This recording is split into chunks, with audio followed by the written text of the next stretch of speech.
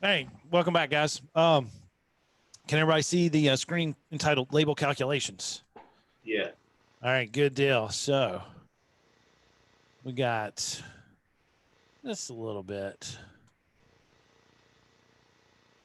about 57 slides. These go by quick, though. Everything's centered up here so I can read it better.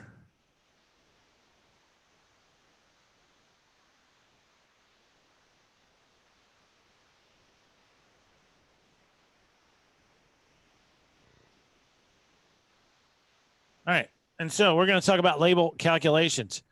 We'll look at our objectives real quick. We're going to distinguish between a label and labeling. We talked a little bit about that in the first half. We're going to understand registration difference between federal EPA and special local needs and emergency exemptions. We're going to find a brand, chemical, and common name on the label. We're going to identify active ingredient percentage in a pesticide formulation. Then we're going to understand the wording used on labels and its meaning danger, poison, danger, warning, and caution. A lot of the stuff that we use may only be warning or even caution. We're not using much restricted use pesticides in the lawn care industry. You may see more used in agricultural. We do some of that on the farm here with RUPS. We actually sub some of that out, especially with our plastic culture when we're actually having to fumigate underneath our plastic. And that'll actually be going on tomorrow. That's why our guys are still out in the field right now. I'm still at the shop, and I can still hear 2 tractors running because they're plowing because we're actually laying plastic tomorrow for our strawberry farm. And then we will identify what is on the materials safety data sheet. Understand calibration of equipment, calculate application area size, determine application rate. Again, kind of a repeat, but determine the amount of pesticide carrier and concentrate to be used, and then understand nozzles, speed, and pressure and how they can affect calibration.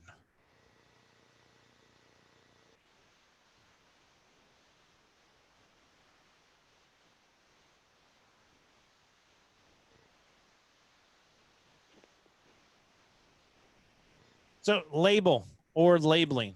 Again, label is the information attached to the pesticide container. It's on the bag. It's on the bottle that we get. The labeling is going to include the label itself and all other information referenced on the label or received from the point of sale or the manufacturer. May include leaflets or brochures. Now, guys, when you actually have questions about a pesticide or you've read something on the labeling that you don't really understand, who are some good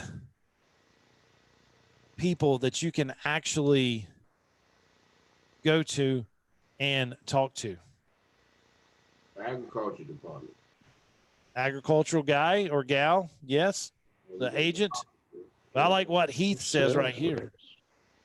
If you guys are following the chat box, Heath said the chemical rep. Yes. Yes. And more importantly, who has access to that chemical rep? Well, I'm thinking about the guy or the gal that's behind the counter at Site One or Green Resource or whoever we're buying our pesticides from. Yes, your chemical rep there. Dealer supplier house. Those individuals are full of information. Why are they full of information? Who are they not only talking to? We're talking to both sides, end user and the distributors. Yes, they talk to everyone that's using the same product that you are using. So they're getting feedback on these products where the label rate may say, 3 to 4 ounces per gallon. And you're targeting a pest and you're wanting to use the lower amount because you're a steward of the land. You want to protect the environment. But the chemical rep, the dealer may say, hey, you need to go ahead and step it up and use the 4 ounces because what we're hearing from the field is that's not doing it. You need to up it. And so instead of having to go back and make another application, go ahead and use the 4 ounces instead of the 3. And you've learned that from your dealer or the person behind the counter because they are full of information. And we need to use them because, they're there to help. They want to sell us the product, but they're definitely there to actually help. EPA approval. It takes a minimum of 6 years to receive EPA approved labeling.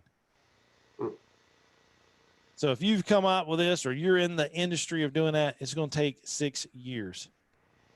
Now, that's why a lot of fertilizer companies only sell fertilize, because they can get that. They don't have to get that approved. But if it's got a pesticide in it or whatever, it's going to take you 6 years. They've got to determine the level of toxicity. They've got to determine the LD 50 or the lethal dose 50 of how much it takes to kill 50% of the population. They got to see if there's any residual in the environment and any environmental hazards or precautionary statements that must be printed on the label. I don't know if you guys listen to Turfs Up Radio. It's an app you can download on your phone, free of charge. But Matt Martin, every weekday afternoon, 4 to 6, the guy is full of information, especially when it comes on application rates, label rates. The dude is just 100% on target. Free of charge to listen to. You guys, I highly recommend catching him every single day, 4 to 6. The dude is just, on top of his game when it comes to it. But guys, we're looking at a fix this label here, Rondo herbicide. So basically, we're dealing with Roundup. Here we have the EPA registration number, and we'll talk about that here in a minute. But avoid Rondo contact with foliage, green stems, exposed non-woody roots or fruit of crops, except Rondo rip crops. You don't want to spray desirable plants or trees because they can cause severe injury or destruction will occur. Your active ingredient, glyphosate, 41%. Other ingredients, 59%, for a total of 100%. The precautionary statements on the label is hazardous to humans and domestic animals, and you definitely need to keep out of reach of children. And you're going to see that pretty much on anything that we do use. But your class and registration based on restricted or general use, I always like to explain this. A restricted use pesticide, we have to buy from a dealer. You're not going to be able to go to the big box stores and buy a restricted use pesticide. And your homeowners are not going to be able to buy a restricted use pesticide. You actually have to have a pesticide license to actually purchase a restricted use pesticide, because your dealers are going to document who buys it, and they're going to keep a logbook on it for their records and for the Department of Agriculture to audit them. But restricted or general use is based on the application, the loading or mixing. We are highly exposed to these pesticides more dangerously at the loading and mixing site. They're going to determine it with the transportation, the storage, and handling after breaking the seal, and then how the equipment is cared for and maintained, and also how we're going to dispose of the container. Now, this individual here, he may not have to wear all of that PPE when he's applying the pesticide. That's why I don't like our guys mixing at a customer's house. If they've run out of if they've run out of product in the tank, they need to come back to the shop and reload, especially on the big truck sprayers, the 500-gallon tanks. I don't want to see any of my guys dressed like this in someone's yard. Why do I not want them dressed like that? What's that going to do to the customer? Panic. Scare them to death. Scare them to death. They're not going to want it. They're not even going to want the application. But like I said, he may not have to wear all of that when he's applying the product, because the concentrate is so dangerous at that level. But when it's watered down or diluted into the tank, he's not having to wear it. He may only have to wear rubber gloves and a pair of goggles. North Carolina, a minimum risk pesticide is exempt from EPA registration. There is no label requirements. However, North Carolina does require state registration. Standard registrations, you as a certified pesticide applicator are responsible for only applying pesticides registered with the EPA. Now, I asked the ag agent this one time. I'm like, how in the world are people actually applying pesticides that aren't registered with the EPA? What do you think their answer was? Say that again. I actually asked an ag agent this question. It's right here. It says, you as a certified applicator are responsible for only applying pesticides registered with the EPA. And I asked the ag agent, I'm like, where are these individuals getting pesticides not registered with the EPA? Like, how can they even find them? How can they buy them? And I didn't think. And when he told me this, it made typical sense. He said, you ever looked in like your grandfather's barn or whatever, if you grew up on a farm and you see pesticides in like old glass bottles? We found a ton of them after my grandmother passed away, where she had held on to everything back for, I never knew my grandfather. He passed away before I was born, but I don't remember. He had all kinds of pesticides in his shop here on the farm. And that was before it was required to have an EPA number? No, what had happened, they were approved by the EPA, but since then they had gone off. The EPA no longer approved of or registered. They'd expired and they didn't renew. And so we had a ton of stuff that we basically had to get rid of. And it kind of made sense. Would that include like organic stuff, like homemade remedies? That is a good question. You know, some people mix the dish soap with the salt and the vinegar, and you know what I'm saying? Would that be considered non-registered? It probably would, because if it is targeting a pest, it is a pesticide. I think you're safe, like using it on your property, because really the only time that we get in trouble without a pesticide license is when we're doing what? Yeah, but your professional application. Your statement right there just answered it. One, if you're accepting money and you're a service, you have to be a pesticide applicator. Yep. Then that statement right there just says, as a pesticide applicator, you can only apply registered with the EPA. So no, you can't put dish soap down. Nope. Nor diesel fuel or anything like that. But it happens. And that really doesn't happen. It's what? I said that doesn't happen. No, not on a farm. Now I can see everybody's face now. I actually clicked a different button. Yeah, I know. All right. And so FIFRA section 24C, special local need label, just a sample of it. This allows the states to expand the use of certain pesticides for use for targets not specifically listed on the label. Let's say that there was an exotic invasive insect that came in. It was brought over, on a boat or whatever. They could allow the states to actually use a pesticide that they know will kill it, but is not labeled for it. And I mean, very, very few times does this ever happen. And I've spoken to ag agents that they said they've never seen this happen. I did talk to one. They said they had, after a major hurricane, they had to use an insecticide on some cotton because of a hurricane. I don't understand why, but it's just something that doesn't happen. But it's there if we need it. Emergency exemptions based on public health emergencies allows the use of pesticide for non-registered use. Again, like a target pest that comes in and the actual label does not state that it will kill or target that pest, they're still able to use it under an emergency exemption. Remember, the label is the law. The label is a legal document with instructions on mixing, applying, storing, and disposing of the pesticides. Roundup, that is the trade or brand name. Make sure you don't purchase a pesticide just because you recognize the name or you identify with that trade name. It may not be the product that is for you, but this is a household name. It's becoming a dirty household name. People want to get rid of it. They don't want to hear the word Roundup. And I don't think, they may get rid of the trade name, but I guarantee it's going to be replaced with something that still has glyphosate in it. But your trade or brand name is used in advertisement, indicates the formulation and the active ingredient. Example is nematodes 3E. If you've recently taken the pesticide exam, that is the label that they ask a bunch of questions from. But this indicates that there is 3 pounds active ingredient, and the E means that it is an emulsifiable concentrate. What happens to emulsifiable concentrates when you mix it in water? What does it look like? Milky. Milk. Exactly. It looks like a 2% or like a 1% milk. Don't choose your pesticide based on the trade name because it's similar to other products. Yeah.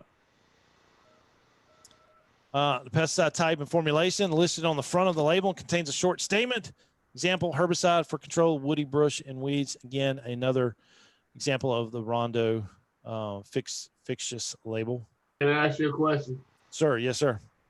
Look, ain't like everybody got the chemical company. You think some of them off brands are still made by Roundup? Just change the label like oil and everything else, you know? I don't think Monsanto is actually manufacturing all of them. They probably are manufacturing some, but you know, there's a ton of products out there that's using the same active ingredient, glyphosate. Yeah, that's what I'm saying. But it's different names, but ain't like everybody got a factory there doing it, you know? Yeah. I think, like, you know, and if they do totally get rid of Roundup, it's going to be replaced with something else from Monsanto. I mean, they're not Bayer going to didn't go. buy that for nothing, you know. Bayer is the company in the world. They what? Bayer bought Roundup. Oh, okay. Bayer bought them. When did that happen? Huh? When did that happen? I think it was a year ago when they're going through all that litigation. Okay. Yeah. So Bayer bought them out. You know, Bayer's one of the biggest agriculture, and you know, they're not just an aspirin company. Yeah. Exactly. Yeah, exactly.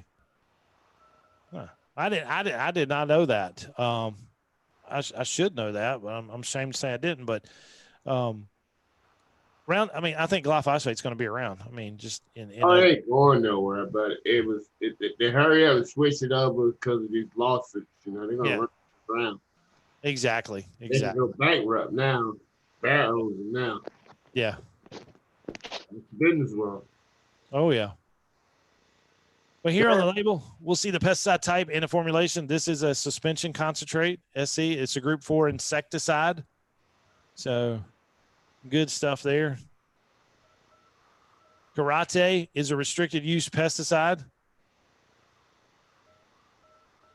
Something that we don't,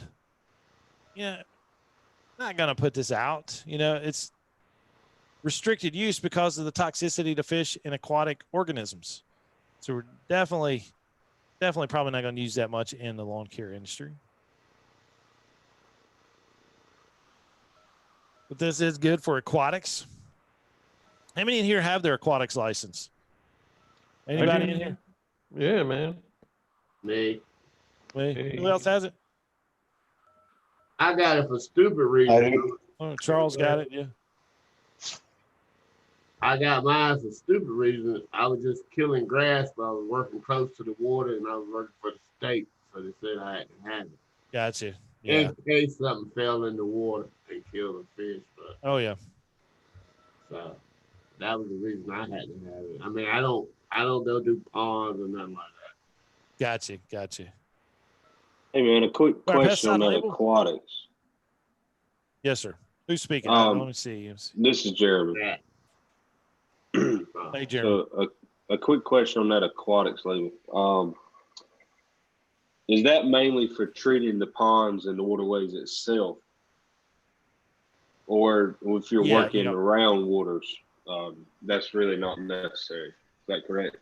Well, I think it has to do with so many feet. Okay. Like if you're spraying like banks around retention ponds and stuff, I think that's kind of a concern for it. I don't have my aquatics. That's what I was pretty sure of was in that area. Yeah, it is. It is the area of the water, immediate. Yeah. In all actualities, guys, I would have it if I'm spraying near water, just to have it. It's kind of like, we're landscape contractors, but we also have a GC license to cover us on certain things because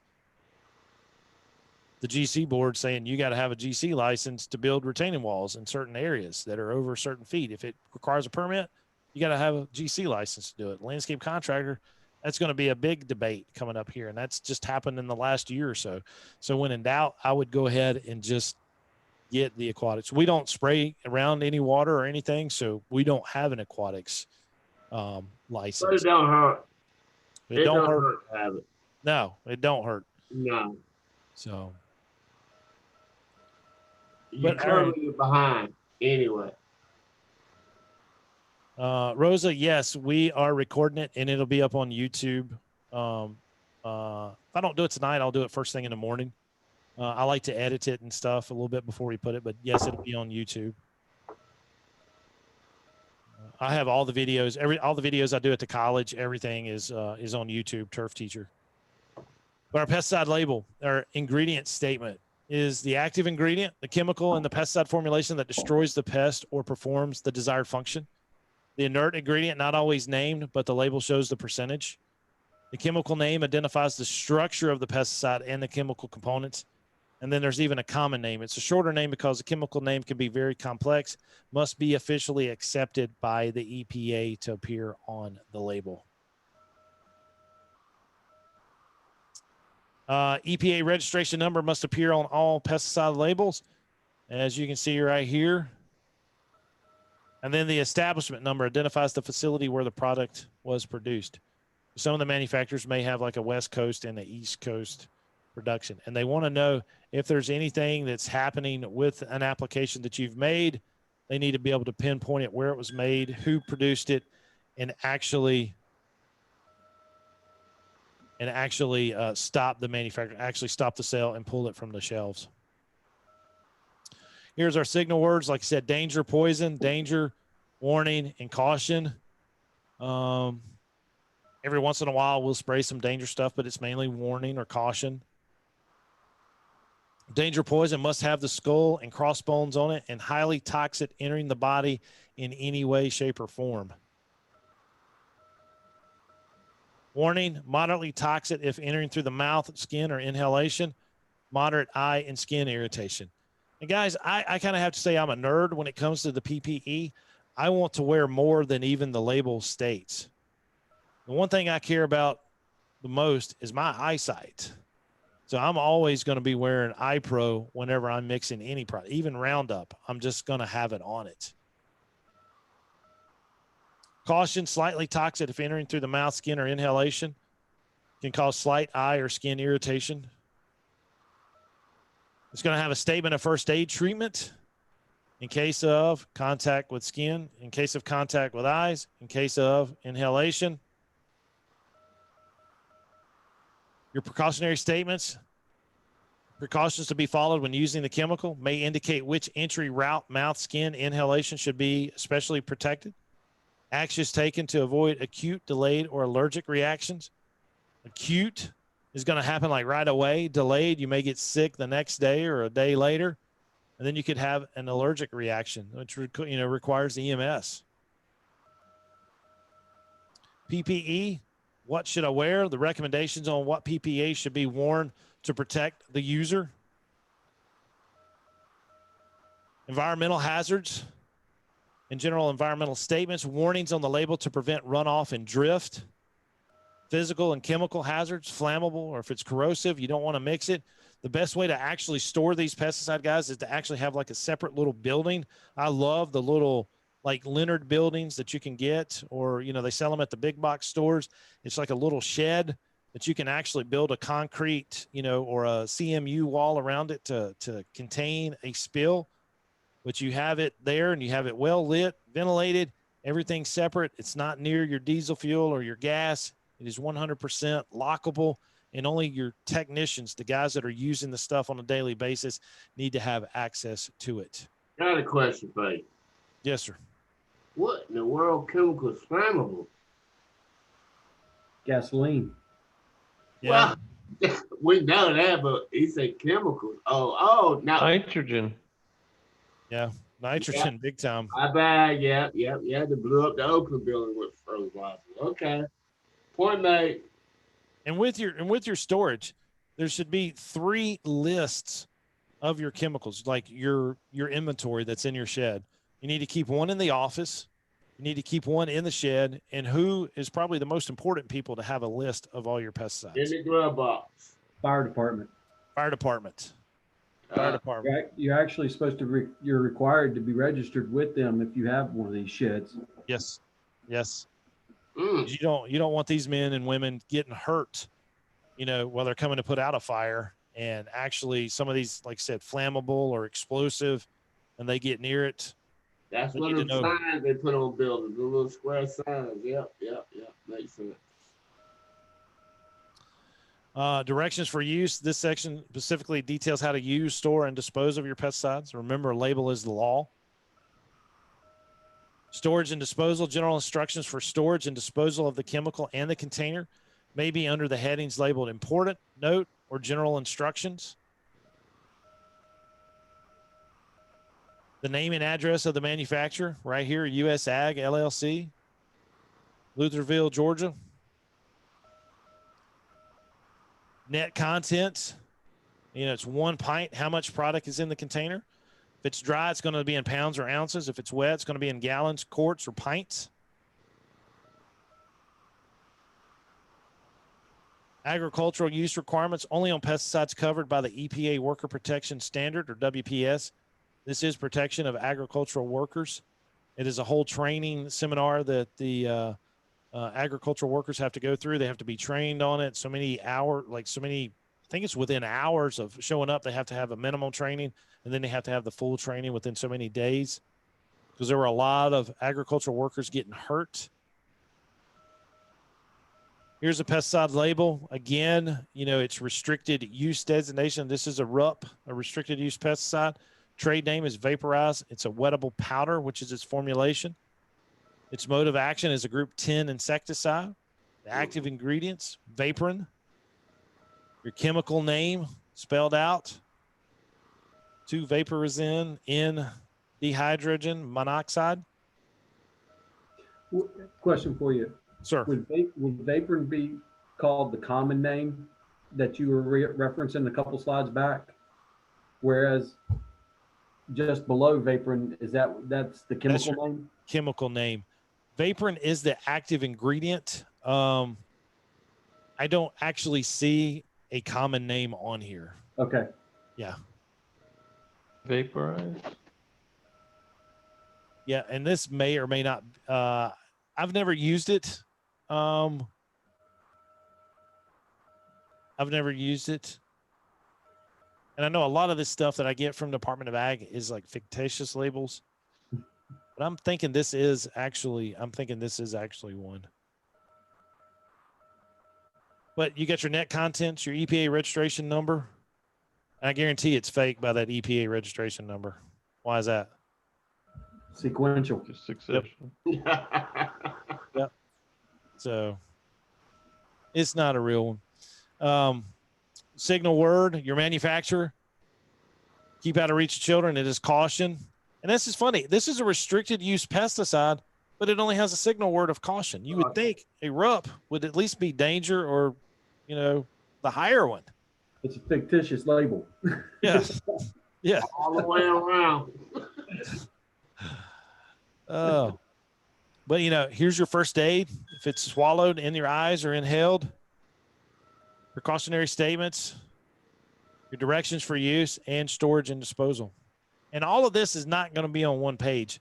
I hate the little books like this that are attached to some of the liquid containers that you need a magnifying glass to actually read. MSDS, material safety data sheets. Manufacturers required to develop an MSDS for each product and provide it upon request. They don't necessarily have to give it to you. You got to ask for it. MSDS components, your chemical product identification, the fire and explosion hazards, physical and chemical properties, the toxicological information and human health data, PPE that must be worn, and additional information that they think is necessary. Your directions for use, if range stated, use the least possible amount to achieve the goal. That's why I like talking to the ag agent, or not the ag agent, but our dealers, and finding out, hey, what are you seeing from the field? And they're going to tell you. The recommendations can come from pesticide consultants, industry organizations, like our Turf Grass Council here in North Carolina, cooperative extension, university specialists, but more importantly, our pesticide dealers. Application rates can be stated on the label and how much per area or how much pesticide per mixture in a pest or in a percentage. Adjuvants or chemicals mixed to improve the effectiveness or safety are often added to a pesticide mixture.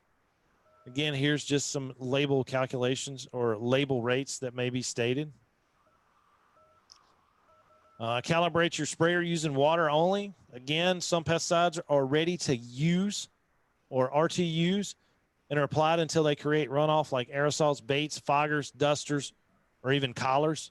And other ready to use need to be loaded in an applicator that requires calibration, including most granular dust in some liquid form. Some concentrates do not need to be applied with calibrated equipment. They're just diluted, loaded, and sprayed enough to cover thoroughly or applied to the point of runoff. Most concentrates have to be diluted and applied with calibrated equipment. Calibration is the process of measuring and adjusting the amount of pesticide your equipment applies or delivers to the specific point. And the benefits of calibration include safety, efficiency, cost savings, and applying more or less than necessary is a waste of money. Calibration rate is affected by travel speed, particle or droplet size, and pressure or drop mechanism of the application equipment. You first make the trial run using only water, measure how much time it takes to physically go cover the area. Then measure how much water is sprayed into that amount of time. Use the measure water to determine. It's kind of a review of what we did. Uniform release, measure the output from each nozzle or hopper available to your equipment, making sure that you're within the 10% mark. I'm not going to talk about this. We got just a few minutes left anyway, but it's a review of what we talked about in the first one. Do a test application. Do an accurate measure of the amount in the tank. Operate the equipment over the intended area, constant speed. Measure the amount needed to refill the tank back to pre-application level. Your application rate is the amount dispersed divided by your distance covered is your application rate. Small sites and small equipment. Applying pesticide in small quantities, you can scale down and test using small amounts. Larger sites, you need to use a larger site and a larger amount. Basic shapes again for it. Here's a good little problem to actually look at. You determine from a calibration test that your boom sprayer delivered 10 gallons of water over a 1/4 acre test area. You need to apply a pesticide product to a 10-acre field. The pesticide label recommends 4 ounces of liquid product be added to a given desired finished spray mixture of 1 gallon. Therefore, 128 ounces in a gallon. How much spray volume and how much product are needed? How much spray mixture is needed for the 10-acre application area? Always use information from the calibration test. In this example, 10 gallons of water was used over a 1/4 acre calibration test area. So 10 gallons per 1/4 acre gives us how many gallons in 10 acres? Do the cross multiplication. 10 times 10 divided by 0.25 acres. You need 400. Then how much pesticide product is needed to make up 400 gallons of spray mixture? Use a label rate of 4 ounces per 1 gallon spray. We're using 400 gallons of spray mixture times 4 ounces of liquid pesticide product per gallon. So therefore, we have 1,600 ounces of product needed. So how many gallons of product are needed? Remember, 128 ounces a gallon. 16 ounces of product divided by 128. We need 12.5 gallons of product. Final result, to treat the 10 acres, you need a total spray mixture of 400 gallons. That includes 12.5 gallons of the concentrated product. So we're only going to use about 300 and 7.5. Yep, 387.5. Check for misapplication. Keep an eye on the amount that you're actually applying for the load you calculated. If something is off, stop and check your calibration and your equipment. You can catch and correct any errors before it is too late. How much would an application of Barricade 65 WDG water dispersible granulars cost for an 8,000 square foot lawn if the label rate is 1 pound active ingredient and Barricade 65 WDG is 39.95 pounds per pound? How much will the application of granular combination cost for the same lawn at the same rate? Remember, you got to remember, what is it that we desire? We start with what we have, and what we have is an 8,000 square foot lawn, and we're using the Barricade. This is actually a pretty cool problem. I actually do another one that we actually compare it to actually how much beer is actually in a truck. But when using dry formulations, the number on the label refers to a percent active ingredient by weight. The 65 WDG is 65% by weight prodiamine. Therefore, 100 pounds of Barricade, 65 WDG contains 65 pounds of prodiamine, and 1 pound of Barricade, 65 WDG contains 0.65 pounds of prodiamine. It's one of our. So that's a standard with the label or the name when the 65. Whenever you see a number with a granular product. Yeah, that'll be the percent by weight active ingredient. Okay. Yep. So the 1 pound will be, if you have 1 pound of product, it's going to be the 0.65. And 65%. Your 100 pound is your standard unit of measure when you're doing this. Yes. Yes. Like I would always. Yep. When using liquid formulations, the number on the label refers to the active ingredient per gallon. So if we're using a liquid Barricade 4FL has 4 pounds prodiamine active ingredient per 1 gallon of product. So if we buy a 2.5 gallon jug, we're going to have 10 pounds of prodiamine.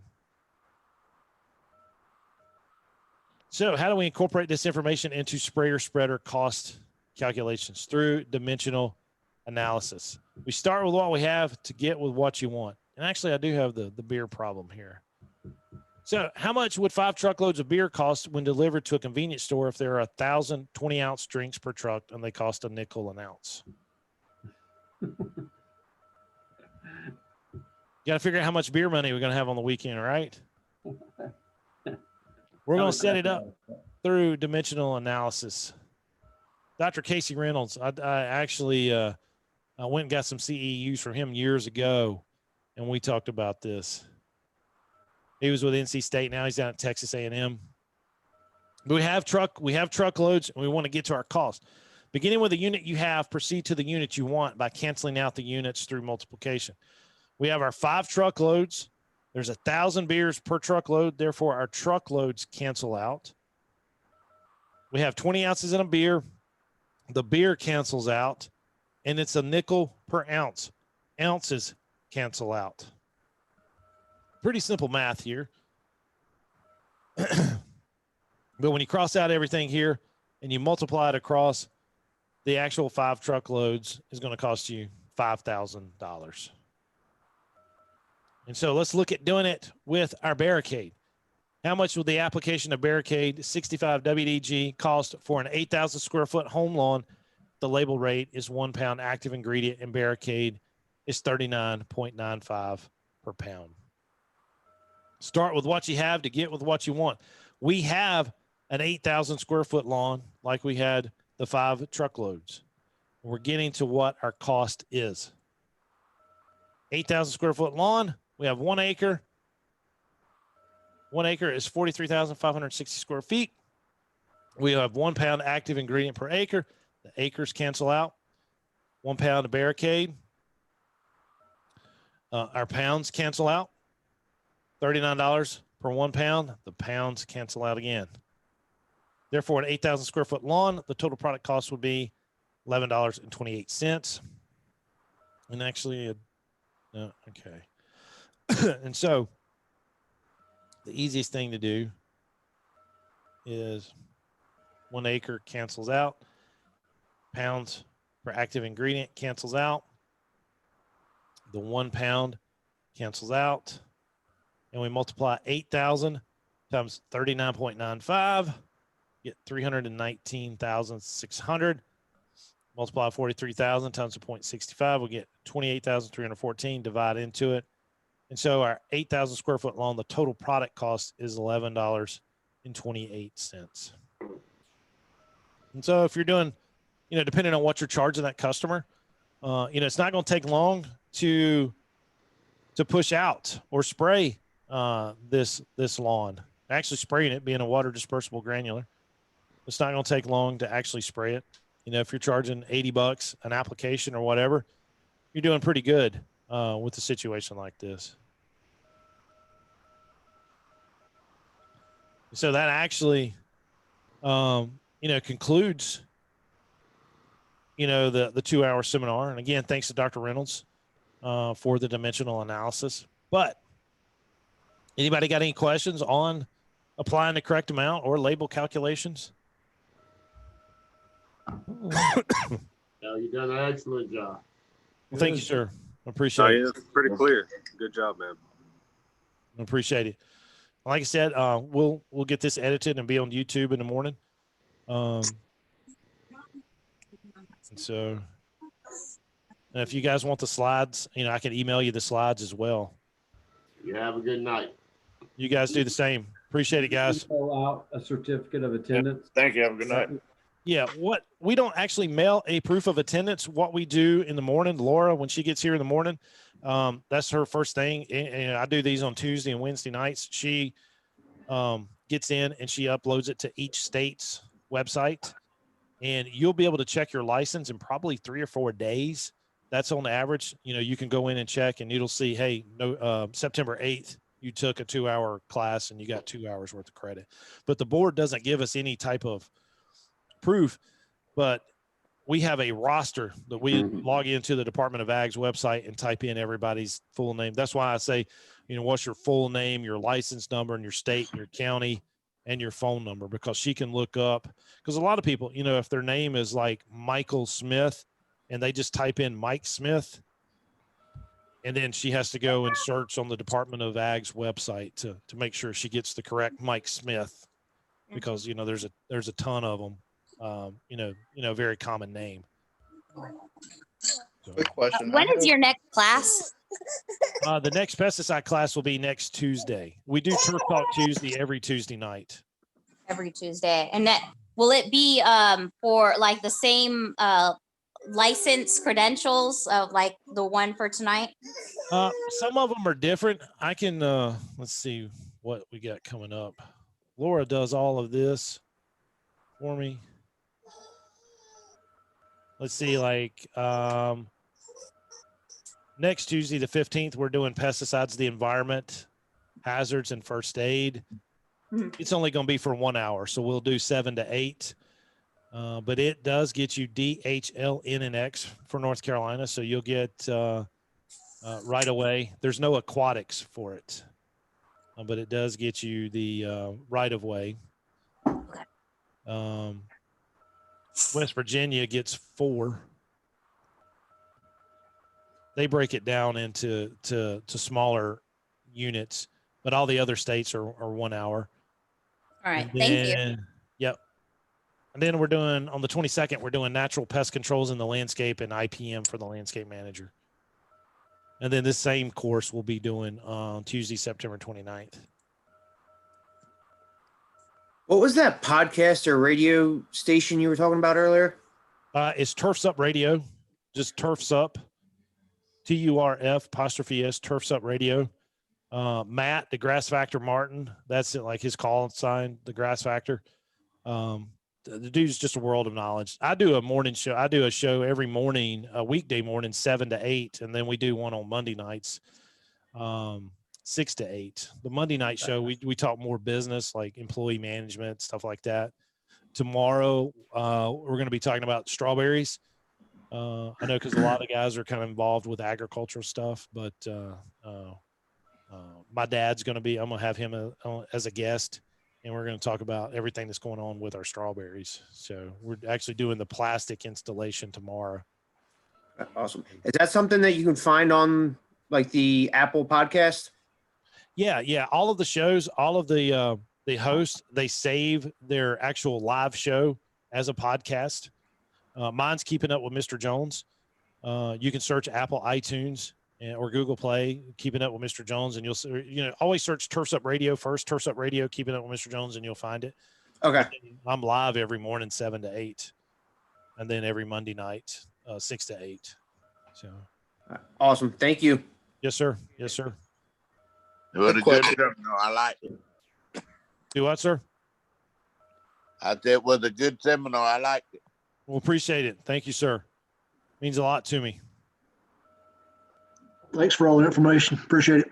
Yes, sir. Thank you, sir. Quick question, sir. Yes, sir. Yeah, so I have 2 last names. Do you think it would be better if I typed in my whole full name? Because I know you were talking about how they were someone goes in there and looks me up and everything. So would it be better if I put my whole name? Yeah. If you want to do that in the chat box real quick, because Okay. I'll download and save the chat box and print it out for Laura. Okay, thank you, sir. Yes, sir.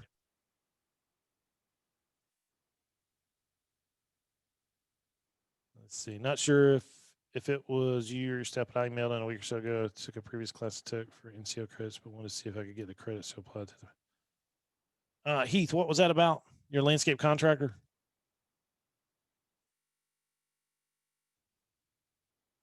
Your mic's on mute.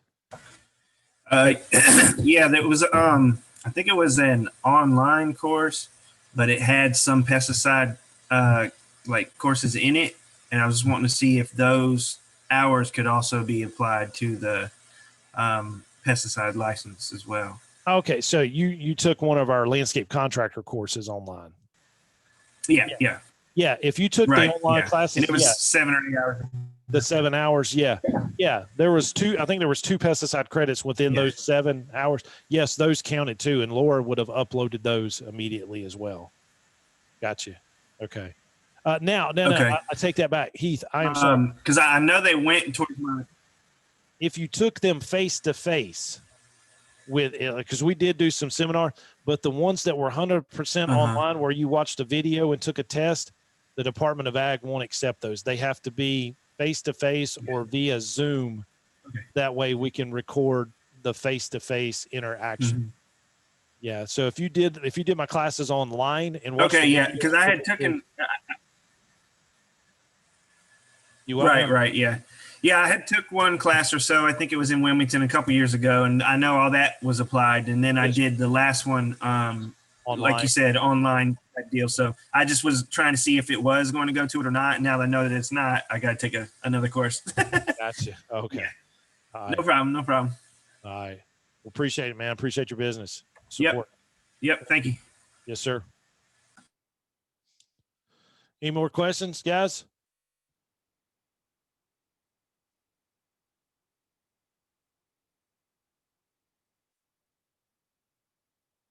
It's dinner time. All right. Appreciate it, guys. Thank you so much. We'll see you in the next one. Good night. Good night, sir. Thank you.